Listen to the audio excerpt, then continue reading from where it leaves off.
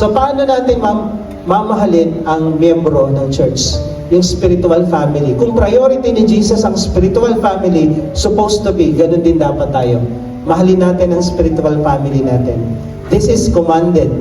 Sa John 13, sabi ni Jesus, love one another as I have loved you. You must love one another. By this, everyone will know. Malalaman ng mundo na kayo'y alagad ko kung nagmamahalan kayo. 1 John 4:7 and 8. Beloved, let us love one another, for love is of God. Ang pagmamahal ay sa Diyos. Everyone who loves is born of God. Ang tunay na nagmamahal ay pinanganak na totoo, na ipanganak muli at kilala ang Diyos. At ang hindi nagmamahal ay hindi kilala ang Diyos, dahil ang Diyos ay pag-ibig. God is love. Paano mo mamahalin ang iyong kapatiran?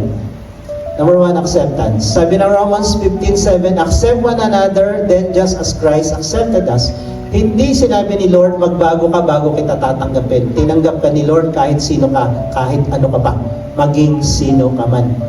Feeling nila, belong kami dito. Alam mo, before people believe, they need to feel belong. Pag na-feel nila yung belong, tsaka lang yung believe papasok. Working together is success. That is cooperation and collaboration.